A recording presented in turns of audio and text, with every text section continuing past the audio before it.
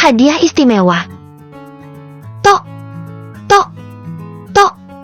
Melody berdiri di depan pintu ruangan bosnya, mengatur napas sebelum mengetuk. Tangannya sedikit berkeringat, bukan karena gugup menghadapi pekerjaan, tapi karena ia tahu betul siapa yang ada di dalam. Riko Arsyafindra Wirantara, bos yang terkenal galak, ketus, dan paling anti dengan pegawai yang banyak alasan. Entah berapa kali ia ganti sekretaris dan bisa dibilang Melody kesekian ratus. Dan hanya Melody pula yang bertahan sampai 2 tahun lamanya. Mengingat Melody dan suaminya masih punya cicilan rumah yang mereka tempati bersama saat ini. Masuk. Suara berat itu terdengar tegas. Melody menelan ludah, lalu membuka pintu dan melangkah masuk. Riko duduk di balik meja kerja, ekspresinya tetap datar sementara jemarinya mengetik di laptop. Ada apa? Tanyanya tanpa menoleh. Melody berusaha bersikap profesional. Saya ingin meminta izin pulang lebih awal hari ini, Pak. Riko menghentikan ketikannya dan menatap Melody dengan kening berkerut. Kenapa? Saya sudah menyelesaikan semua tugas, dan hari ini ulang tahun pernikahan saya yang keempat. Saya ingin menyiapkan makan malam spesial untuk suami saya. Jelas Melody dengan nada penuh harap. Riko menyandarkan punggung ke kursinya, menatapnya tanpa ekspresi. Jeti, kamu minta izin hanya untuk itu? Melody mengerjapkan mata. Ini hari istimewa, Pak. Lagi pula, saya jarang meminta izin seperti ini. Riko terdiam sejenak, lalu mendengus pelan. Yakin suamimu akan peduli dengan kejutan ini? Melody sedikit terkejut. Maksud Anda? Riko mengangkat bahu. Tidak ada. Ya sudah, pulanglah sebelum aku berubah pikiran. Mata Melody berbinar. Serius, Pak? Terima kasih. Saya janji besok akan bekerja lebih giat. Riko hanya melambaikan tangan, menyuruhnya segera keluar. Begitu pintu tertutup, Riko bersandar di kursinya, menatap layar laptop dengan kosong. Anniversary, ya. Ada rasa aneh yang mengusik dadanya, tapi ia buru-buru menepisnya. Sementara itu, Melody melangkah dengan penuh semangat, tak menyadari bahwa malam ini akan menjadi malam yang menghancurkan segalanya. Setelah keluar dari kantor, Melody langsung menuju pusat perbelanjaan. Senyum kecil terukir di wajahnya saat ia berjalan melewati etalase toko. Matanya berbinar saat melihat jam tangan mewah di salah satu pajangan. Ini pasti cocok untuk Friends. Batinnya senang. Tanpa ragu, Melody masuk ke dalam butik dan mendekati seorang pramuniaga. Selamat sore, Nona. Ada yang bisa saya bantu? Saya ingin melihat jam tangan ini, ujar Melody sambil menunjuk model yang menarik perhatiannya. Pramuniaga itu dengan sigap mengambil jam tangan yang dimaksud dan menyerahkannya kepada Melody. Ia memperhatikan desainnya dengan seksama elegan, maskulin, dan tampak mahal. Suami saya pasti menyukainya, gumamnya sambil tersenyum. Pilihan yang bagus, Nona. Ini model terbaru dan banyak dicari, ujar pramuniaga dengan ramah. Tanpa berpikir panjang, Melody segera membelinya. Setelah transaksi selesai, ia berjalan keluar butik dengan hati ringan, membayangkan ekspresi Friends saat menerima hadiah ini. Ia tidak sabar pulang dan merayakan anniversary bersama pria yang dicintainya. Namun, perasaan bahagia itu perlahan tergantikan oleh kegelisahan saat ia mengingat ucapan Riko tadi. Yakin suamimu akan peduli dengan kejutan ini? Melody menggeleng cepat. Tidak, Friends bukan tipe pria seperti itu.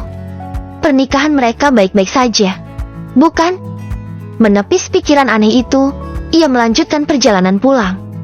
Malam ini, ia ingin memastikan semuanya sempurna, tanpa tahu bahwa sesuatu yang jauh dari kata sempurna sedang menunggunya di rumah. Sesampainya di rumah, Melody langsung mengganti pakaian dengan daster longgar dan mengikat rambutnya. Dengan semangat membara, ia menuju dapur. Oke, Ini harus jadi malam yang spesial. Ia mulai memasak hidangan favorit French Tape dengan saus jamur, mashed potato lembut, dan salad segar. Sesekali, ia bersenandung kecil sambil menyiapkan meja makan dengan lilin aromaterapi dan anggur merah. Hatinya penuh dengan rasa bahagia dan antusiasme. Franz pasti senang melihat semua ini. Namun, di tengah ia menumis saus, ponselnya bergetar di meja dapur. Melody buru-buru mengusap tangannya sebelum mengambilnya. Franz. Senyumnya semakin lebar saat mengangkat panggilan itu. Halo, sayang. Lagi di mana? Aku sudah masak makanan kesukaanmu. Dari seberang telepon, terdengar suara Franz yang sedikit tergesa. Mel, aku gak bisa pulang cepat malam ini. Senyum Melody perlahan memudar. Ia menelan ludah, mencoba tetap tenang. Hah? Tapi ini anniversary kita. Iya, aku tahu. Maaf banget, ada urusan mendadak di kantor. Aku bakal pulang agak larut. Mungkin sekitar jam 11 atau 12. Melody menggigit bibirnya, berusaha menekan rasa kecewa. Nggak bisa lebih cepat? Tanyanya dengan nada penuh harap. Franz menghela napas. Aku benar-benar sibuk, sayang. Jangan nungguin aku ya. Nanti kalau pulang aku makan sendiri. Klik. Panggilan berakhir begitu saja. Melody masih memegang ponselnya, menatap layar dengan tatapan kosong. Suaminya bahkan tidak sempat mengatakan I love you di hari spesial mereka. Tiba-tiba, ucapan Rico tadi yang kembali terngiang di kepalanya. Yakin suamimu akan peduli dengan kejutan ini? Jantung Melody berdetak lebih cepat. Ia mencoba mengusir pikiran buruk yang mulai menyelinap. Franz sibuk kerja, bukan karena yang lain. Namun, entah kenapa, ada sesuatu di dalam hatinya yang mengatakan sebaliknya. Karena akhir-akhir ini Franz memang sering sekali pulang larut hingga dini hari. Melody menatap meja makan yang sudah ia susun dengan sempurna. Lilin aromaterapi menyala dengan cahaya lembut, anggur merah sudah dituangkan ke dalam gelas, dan makanan masih mengepul hangat. Semua sudah siap. Tapi, orang yang ia tunggu tidak akan segera pulang. Melody menghela napas panjang, lalu duduk di kursinya. Semangat yang tadi membuncah perlahan meredup.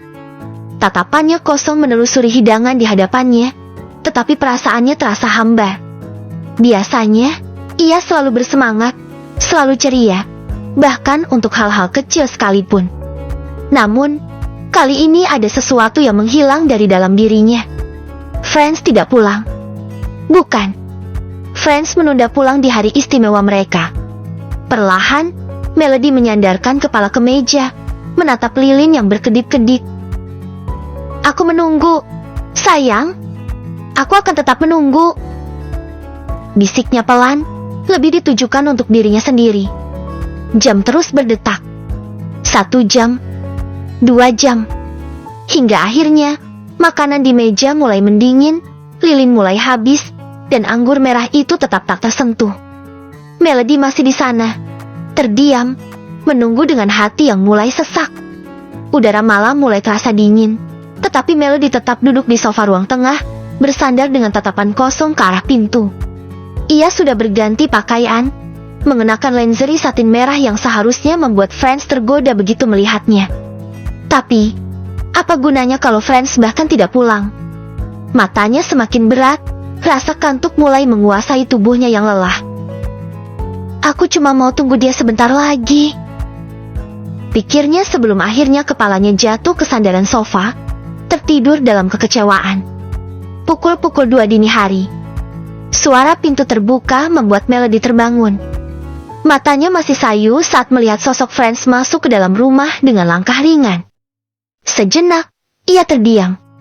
Perasaan lega karena suaminya akhirnya pulang mendadak berganti dengan kemarahan yang tertahan. Franz, panggilnya dengan suara serak. Franz yang tengah melepas jasnya menoleh dengan sedikit kaget. Loh, kamu belum tidur? Melody bangkit dari sofa, berjalan mendekat dengan ekspresi yang sulit dibaca. Dengan tatapan tajam, Ia melipat tangan di depan dada.